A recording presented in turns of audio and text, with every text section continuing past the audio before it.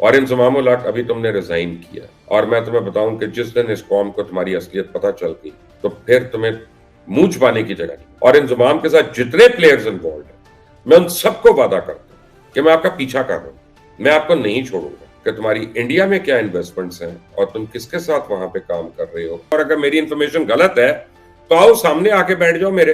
तो chairman PCB, आप झूठ बोल रहे हो, मैं आपको चैलेंज कर रहा हूं, आप इसको 3 दफा मिलिए, मैं एक बहुत बड़ा एविडेंस देने वाला हूं। अस्सलाम वालेकुम, आप देख रहे हैं मुबश्शिर लुकमान यूट्यूब चैनल। मेरा नाम मुबश्शिर लुकमान है। इस वक्त दोपहर के कोई 1:30 बज रहे हैं और पाकिस्तान का भी शायद वो शुरू हुआ है अभी मैच बांग्लादेश के साथ। तो मैं आपको मुबारकबाद दे दूं, मैं बगैर देखे मैच आपको बता रहा हूं और आपको पहले बता रहा हूं कि ये पाकिस्तान मैच जीत जाएगा, क्योंकि वो मनूस साया उतर गया ऊपर से, जो एक भरपूर किस्म का साया था, और उसकी वजह से टीम में ऐसी 2 चेंजेस हो गई कि वो इमाम उल हक भी गया और वो एक और भी गया। वो जेन्युइन वो लोग आए हैं, 2 जो स्पिनर्स को भी खेल सकते हैं और परफॉर्म भी कर सकते हैं। और आज ये बॉलर्स भी परफॉर्म करेंगे आज, क्योंकि सबके जान पे बनी हुई है और इनको अपनी परफॉर्मेंस देनी है। अब इनको पाकिस्तानी कौम के आगे अपने आप को जस्टिफाई करना है।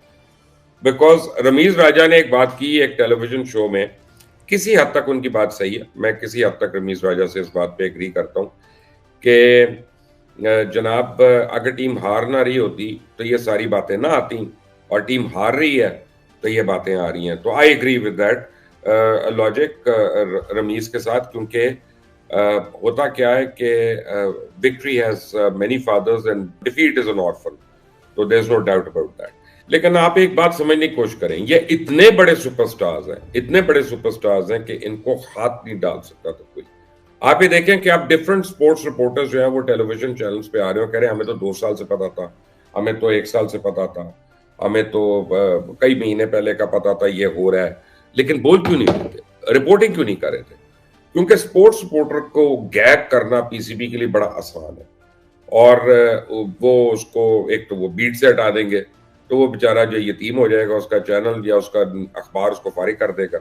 या फिर स्पोर्ट्स रिपोर्टर को आपने टूर भेज दिया, अच्छा जी वुमेन्स टीम के साथ बांग्लादेश चले जाओ, अच्छा जी ये अंडर 19 के साथ न्यूजीलैंड चले जाओ जी, अच्छा जी 15 दिन का 1 महीने का स्टे है, तुम्हारा टिकट विकेट भी तुम्हें $1000 भी साथ दे रहे हैं।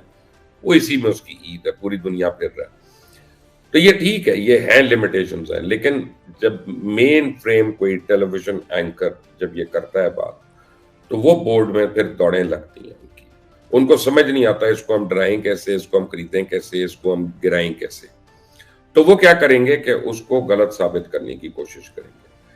अब अल्लाह ताला का करम ऐसा हुआ कि यानी जब ये स्टोरी मैंने ब्रेक की पहली, और उसके बाद दूसरी मैंने की, और फिर तीसरी मैंने पीसीबी के ऊपर की, और ये तवातर से मैं कर रहा हूं, तो आपको मैं बताऊं कि मैं वेट कर रहा था कि ये रिएक्ट करें और रिएक्शन में ये मेरी झोली में कोई मुझे बहुत बड़ा सबूत दे दे कि मेरी सारी एलिगेशन जो हैं वो सही है।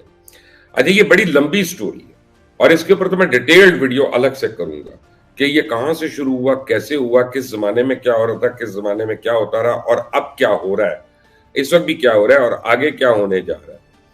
जैसे मैं आपको एक एग्जांपल दे देता हूँ कि मोहम्मद यूसुफ क्रिकेटर का क्या ताल्लुक है। मोहम्मद यूसुफ जो हैं वो उनको इंजमाम जो है वो विमेंस टीम के हेड लाना चाह रहे थे, कोच भी, सिलेक्टर भी, सब कुछ, ताकि वो हर जगह पे फिर यूथ में अपना एक और लेके आ रहे थे कि हर जगह पे अपने बंदे जो हैं वो की पोजीशंस पे हों, सारे बेनिफिशियरी भी हों, और मिलकर हम लूट रहे हैं और खा रहे हैं। इंजमाम ने कल रिजाइन कर दिया। इंजमाम का रेजिग्नेशन बड़ा हैरान कुन था मेरे लिए। उसकी मैं वजह बताता हूँ। उसकी वजह यह है कि इंजमाम टेलीविजन चैनल पे भी आया और समा पे भी आया, और मुझे जो पता चला, मैंने देखा नहीं खुद से, लेकिन समा वाले ने पूछा कि ये एलिगेशन सही है या नहीं, तो वो इधर उधर की बात करता रहा। उसने ये नहीं कहा कि ये कंपनी जो है यूके में जो कंपनी है, मैं उसका शेयर होल्डर हूँ या मैं उसका ओनर हूँ, या वो मेरी कंपनी है कि नहीं। वो इधर उधर की बोर्ड तफ्तीश कर रहा है जी, करने दें और ये करने दें, फाइन। इंजमाम ने स्टेप डाउन इसलिए किया कि उसका ये ख्याल था कि वो स्टेप डाउन करेगा, टीम 2 मैचेस जीत जाएगी अब आने वाले जो हैं, और उसके बाद ये हीट कम हो जाएगी, खुद लोग मुबश्शिर लुकमान के ऊपर आके पड़ेंगे, इसको बुरा कहेंगे कि तुम तो ये कह रहे थे, ये कह रहे थे, और उसके बाद इंक्वायरी कमेटी को किसी तरह ये रूस्ट करे, उसमें उसको पता चल जाए कौन बंदे हैं। अब तो हमें भी पता चल गया कौन कौन है, तो फिर जो है इंजमाम वापस इन हो जाएगा।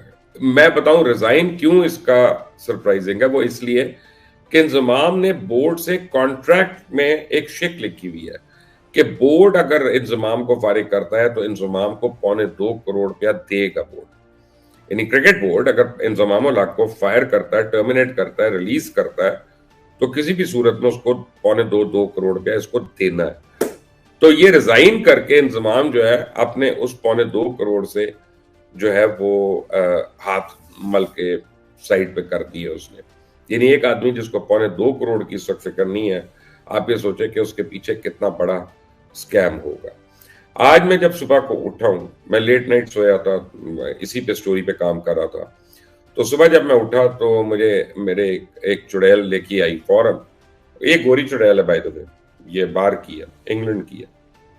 वो चुड़ैल लेके आई और वो मेरे पास उसने कहा कि ये ट्वीट भी कर दीजिए, साया फाउंडेशन ने, एक कंपनी है जो प्लेयर मैनेजमेंट कर रही है, जो यंग प्लेयर्स को मैनेज कर रही है। अब वो क्या कर रही है, वो कंपनी मैं आपको उसका बताता हूं। Saya corporation strongly condemns misinformation by some media outlets. अरे साया वालों, नाम लो मेरा, अगर इतनी तुम्हारे में हिम्मत है, मुझे पता है तुम्हारे बड़े पैसे हैं, मुझे पता है तुम्हारे बड़े लंबे हाथ हैं, जरा नाम लो, और अगर मेरी इंफॉर्मेशन गलत है तो आओ सामने आके बैठ जाओ मेरे।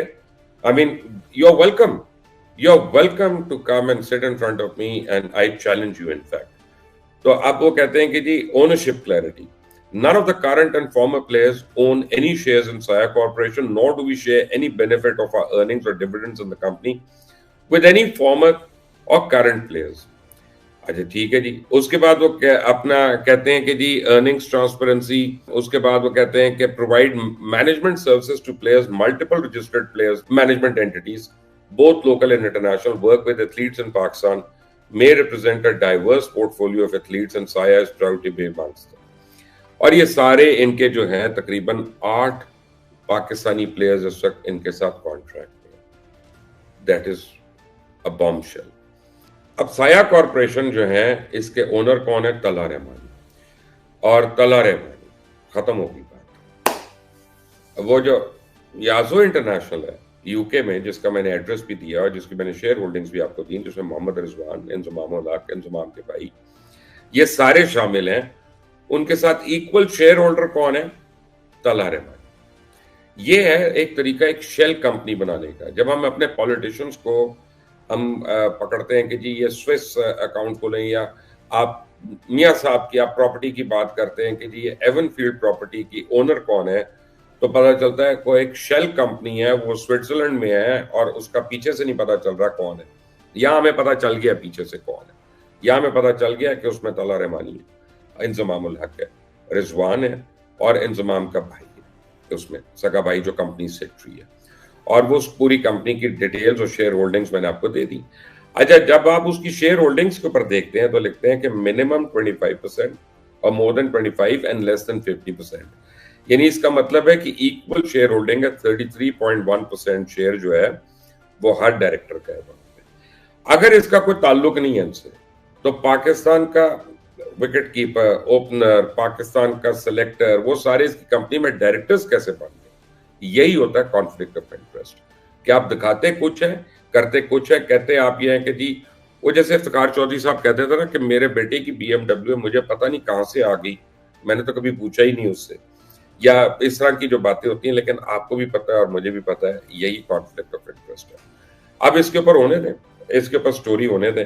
इन्वेस्टिगेशन टीम, उसमें मुझे जो पता चला है अभी तक नाम उसमें कर्नल खालिद हैं, एक एंटी करप्शन के, कर्नल अख्तर साहब हैं, एक आलिया रशीद साहब हैं, तो महीना पहले उन्होंने ज्वाइन किया बोर्ड, एक को लीगल डिपार्टमेंट के और एक को ऑडिट डिपार्टमेंट के इसमें यानी मेंबर्स जो हैं वो शामिल हैं। बड़ी अच्छी बात है सब कुछ, लेकिन इसका वेब बहुत बड़ा है ये तला रहमानी का। कल मैंने चेयरमैन पीसीबी का एक इंटरव्यू सुना जिसमें वो बड़े आराम से कह रहे हैं कि जनाब मैं तो, इसका नाम मैंने सुना है, मैं इसको मिला कभी नहीं हूं। तो चेयरमैन पीसीबी, आप झूठ बोल रहे हो, मैं आपको चैलेंज कर रहा हूं, आप इसको 3 दफा मिले हैं और अगर आप कहेंगे तो मैं आपको याद करवा दूंगा।